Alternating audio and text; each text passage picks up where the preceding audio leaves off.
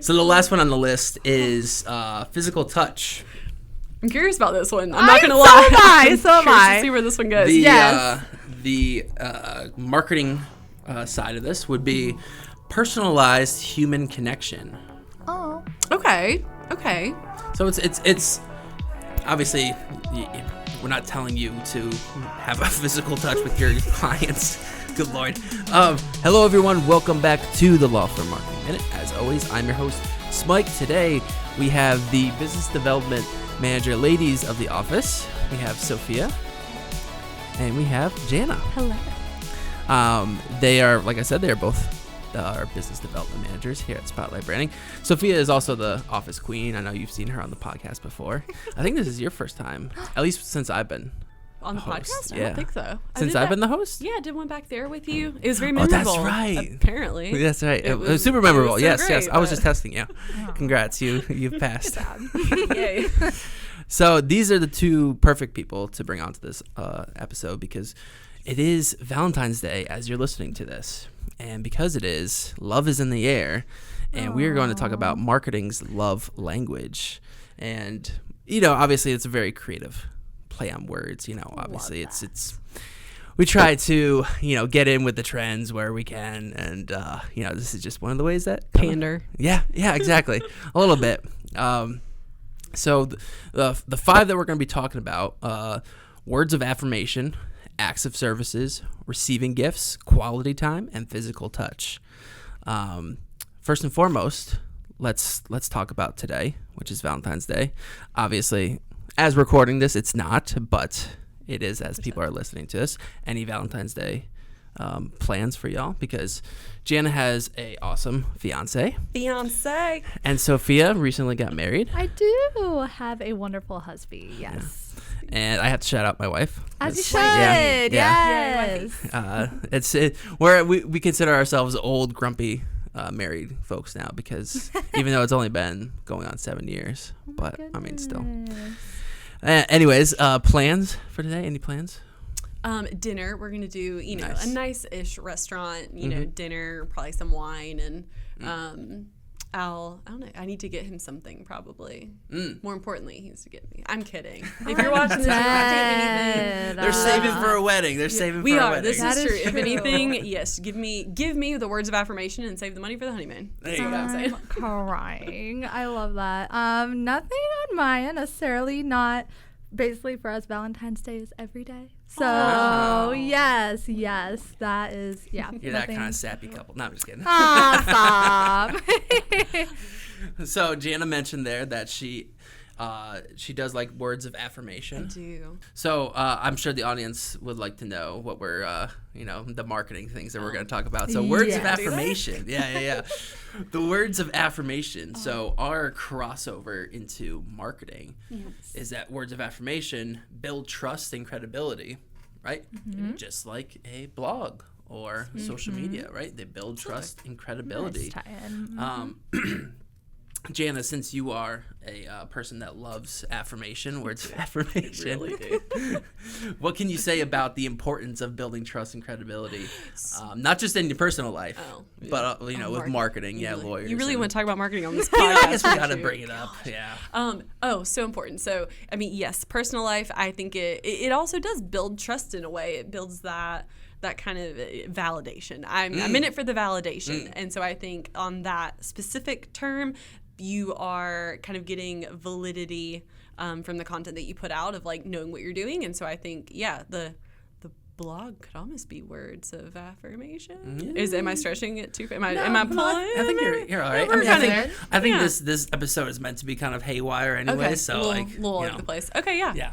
But I think that would be my word is validation. Yeah, and I think that's probably a great word in terms of marketing because a law firm's audience will want to feel some sort of validation that their problem is, a legit problem that they need help with. Like, that they're not just overreacting or something like that. Well, some of them are, but for the most part, exactly. You're right. So, okay, let's move on to the, let's keep on moving here. Acts of service is number 2. Oh, yes. Providing value. Sophia. Yes. Acts of service.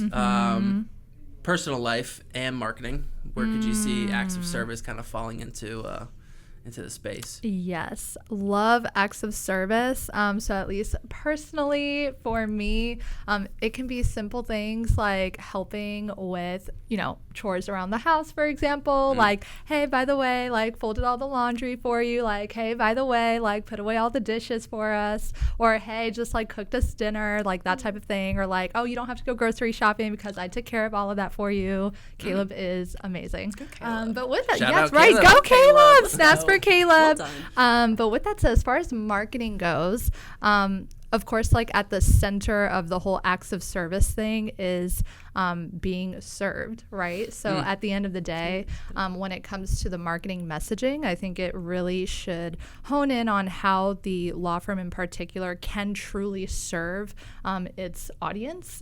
Because at the end, I just feel like I actually feel like you're the person who brought up this. Was it you who brought up the stat about how lawyers are one of the most like distrusted people in like all industries? I think industry wise, I think they're up there. Okay. Yeah. Well, I think they've gotten better over the years. I think it used to be. I would it used hope to be so. a lot higher. I would think hope it's gotten so better. because Yeah. they're definitely people who like typically have like a strong sense of justice and like want to help serve other people ultimately.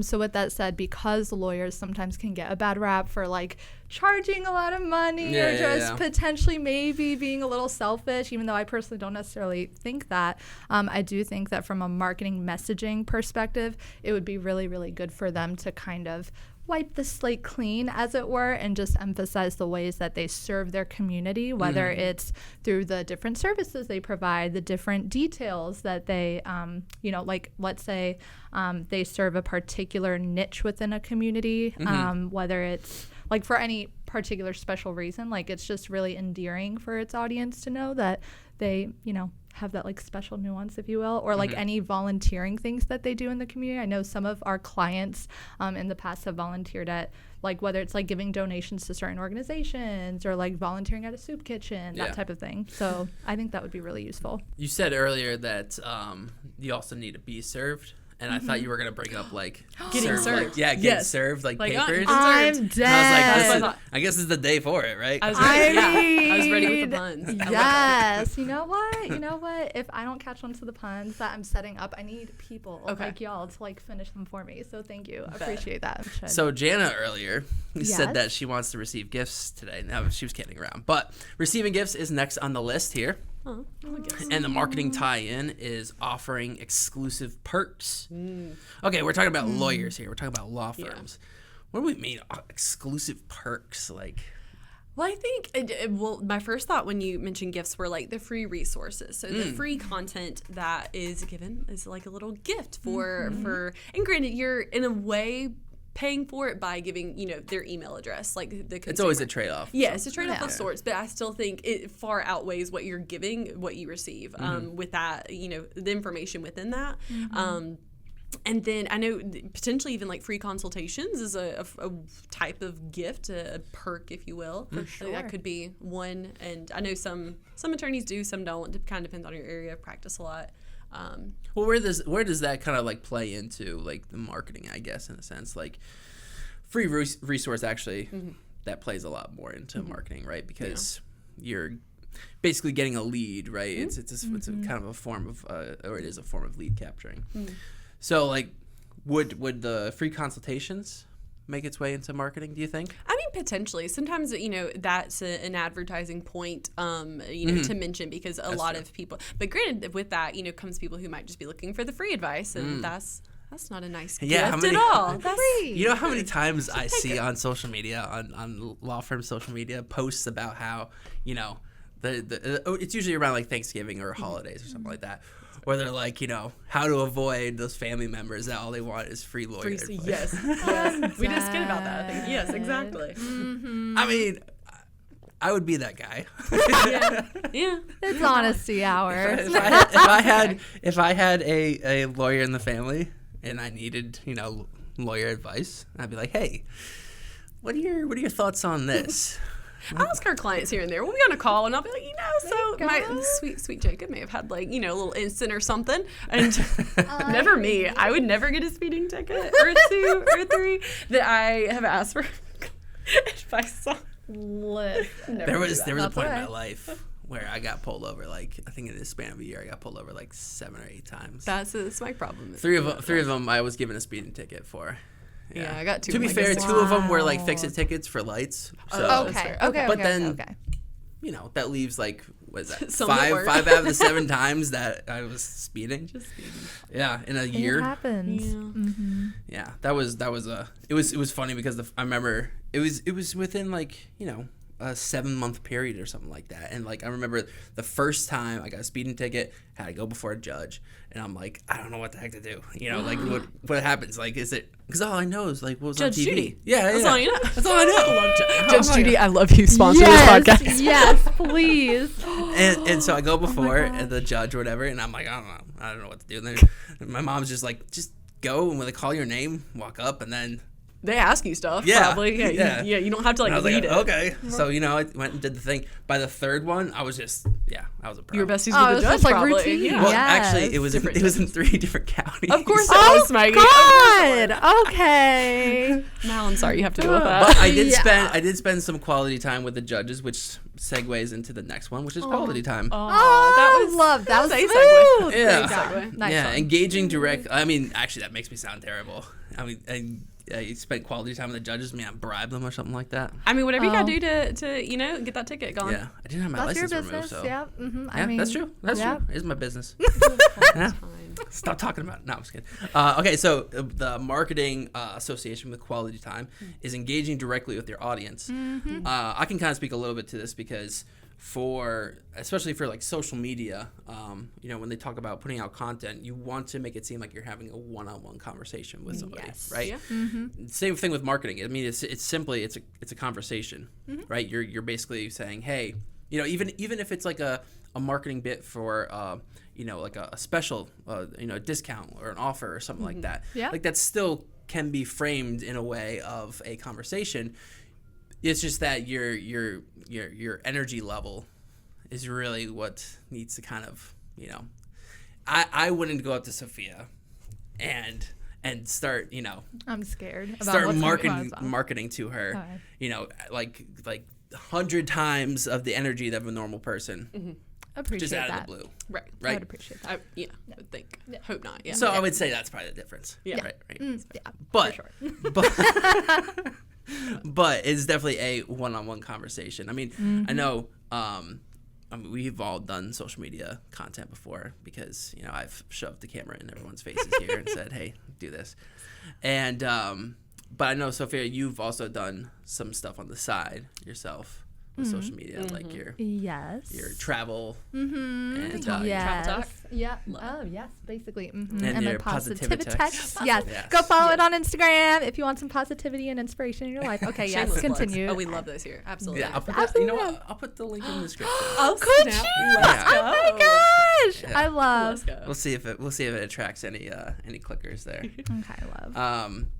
But I mean, so you know as well as anyone, that's the way that you frame your marketing, your conversation. Yes. It's a little bit different than a conversation, but at the same time, it is like a conversation, right? Because when you're framing content, you know, you want to start off high energy, hook, Yes. and then, you know, keep them going, right? Yes. A little different than a one-on-one conversation, wouldn't you Just say? a little bit. Yeah. So, you know, there's definitely a correlation there, but Absolutely. there are some things that, you know, you need to kind of, yes, it's not a direct one-on-one conversation with, we all get it, I get it. You just got to put on your creative hat and, you know, play the part. But that's your quality time. And hopefully, if you listen to this, you get some quality time today with that special someone. Oh. This is where I plug in my side business of selling flowers. No, I'm just kidding. Oh, there you Ooh. go. Times are tough. Times are tough. You're not wrong. And the last one. What? That was the not funny. that was the part that got you out of everything I said today. That was the part I that mean, got if you haven't known me by now, I get random giggle attacks for That's no true. reason. We were trying to film an episode with John. Oh, I think I heard the giggles. Like, Yeah. I didn't hear the episode. I heard We the started giggles. over. Like we were about 10 minutes Wait, in. don't look at me. And then I was like, okay, we need to start over because for some reason we just started laughing. not knowing John's kind of like John's an instigator. Yeah, he's like, what? 100%. Yeah. Oh my God. Shout out John. Literally. Instigator. So the last one on the list is physical touch. I'm curious about this one. I'm not gonna So lie. am I. I'm So am curious I. to see where this one goes. The marketing side of this would be personalized human connection. Oh. Okay. So it's obviously we're not telling you to have a physical touch with your clients. Good Lord. But we are saying to have that connection, that kind of connection. She's done. She's done. Goodness. Oh, He never said get through don't this have podcast. physical touch with your clients. He said don't. I said don't. Thanks, Mike. I'll never get through this podcast. Nope. That's okay. I mean, but- it's not. I literally have to. Okay, so let's talk about personalized human connection then. Yes. Okay. Yeah. Yeah. Well, I thought you were going to go into like touch points. I was like, okay, that Oh. seems like a segue that would make a lot of sense. That was good. That You know would what? make- we're gonna Let's switch talk it. about both. Let's talk about both because I got this list from a website a long time ago. I think it was almost like last Valentine's Day. Oh wow, that's ancient in internet years. Yeah. So I can't exactly remember where. I could probably search for it, but either way. So this is from a while back, but that's a good point. So let's talk about both. First, let's talk about the personalized human connection, and then we'll talk about touch points, and we'll throw that in there. Okay. So, personalized human connection. What does that look like in marketing? Do you think, Jana? I mean, I think the videos are an element of that. There you go. Good one. I definitely, yeah, for sure that's one. I think hearing from you or your team as opposed to just any sort of automated stuff is really helpful. And like even just beyond like your holiday cards that just say someone's name or their birthday cards that are clearly still some sort of a mass effort. I love just like a random call, and I know it's so tough to find the time for, but like a random call to check in, see how things are going. Maybe just a call on your birthday versus like that. Yeah. Your assistant just scrabbled their name on a printout something. So I love something like that lets people know that as an attorney you care about them in different stages of their life, not just when they have a legal problem, and we'll pay you for it. It's almost like the Love difference that. between a handwritten letter and a typed letter. Yeah, very much. Absolutely. Because like the handwritten obviously took a little bit more effort. Yeah, Right. I keep one. I have one right here, a handwritten letter, because like it was. Oh, how Well, cute this is is from. it? I think you were part of it, Oh, maybe. yes, definitely. So cute. I like, love that you kept it. of course, I kept because it was handwritten. If y'all type this up, it's going in the trash. There you go. Period. But I kept that one. So Just like all like the lawyer documents and stuff like that. You gotta handwrite them. yeah, yes, exactly. Yes, you need to handwrite every single term and condition Absolutely. and contract. Don't do that now. Yeah, no, absolutely. not. But yeah, I think that's one way for physical, personalized human connection. Yeah, Yes. the physical Connection. touch is like the love language. It's These, fair. if you haven't figured out, I'm sure you guys did. These I hope 5 you are guys all did. the love languages. did. Yeah. Yes. Yeah, Mhm. I think And we're we have just 2 making brain cells to run correlations. together. Yeah. Well, I don't want to assume. that's Last time I valid. assumed, I got in trouble. So, let's talk about touch points then. A great point that Jana brought up. I'm glad that she did, because I would be a fool if You would be a fool. I said the word Might still touch with marketing and then talk about touch points. Absolutely. We love touch points. Yes. There's a car in the background or something. But yeah, no, that seemed like a good little segue there into recurring touch points and their impact and how important they are to make sure you're constantly staying in touch, virtually versus, physically necessarily. I don't think you have to go to someone's house every so often, but stay in their inbox, stay on their social feed, stay in front of them. Like stalkerish Digitally. level, go to their Yeah, house? like also outside their window. Yeah. Yeah. So like touch their points for mailbox. them are like the window, the door, somehow in the basement. Yeah. Yeah. Like the emails and the social media, that's gravy. But if you can just stare inside their living room, Yeah. window, that's the ideal, I think. For sure. I mean, you get a better idea of how they, live. True. Like I hear lawyers complain all the time that their clients get on social media when they say, "Hey, don't do that." Like I mean, like they a could be divorce right lawyer, yeah. there to say, "Hey, Stop it. Cut it. Stop it. Cut that out. I didn't Back think it about that. Very Right. true. Sophia, what are your thoughts on touch points? Yes. That might be a I little would different agree. from what we just discussed. Just a little bit, but it's fine. That's fine. Agreed with the recurring touch points. Also, just with the whole general idea of personalized human connection, the way touch points tie into that is kind of course, like just staying top of mind with those people as well. Like, right, when we, kind of like create those moments for personalized human connection, whatever it is, whether it's like writing a letter or whatever, writing a card or whatever it is, these touch points kind of can have the same effect in the sense that you literally stay top of mind in your audience's mind for positive reasons, so that, when they do reflect on, whether it's like a situation or just like anytime they come across one of your pieces of content, it's usually with like some sort of positive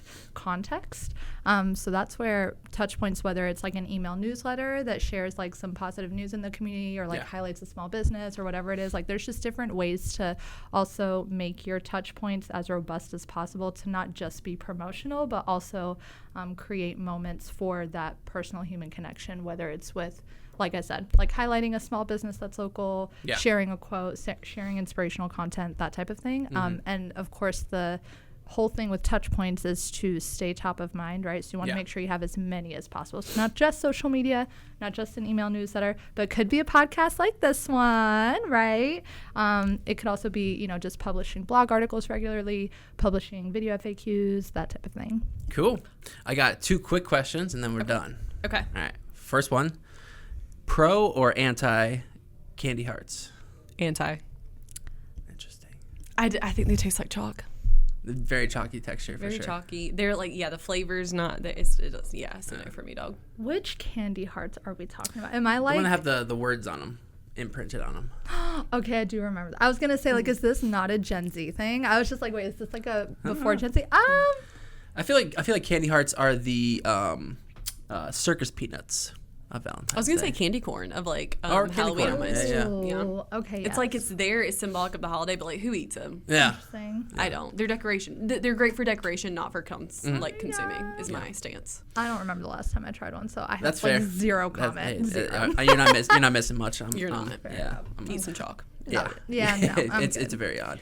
Okay, and then the last thing for all of our listeners out there that have a special female in their lives, what should they get them for Valentine's Day? If they're listening to this and they're like, I'm driving home or I'm driving to work, don't know what to get them, what should they get them? Give them some tips. I think using their love language, if you know it, as a guide is very helpful. So if they're a quality time, girly, get y'all some tickets to go to the zoo or something like to do together and spend quality time together. If she's a words of affirmation girly like me, I don't know, write her some cute little notes with whatever you get that just about how much she means to you.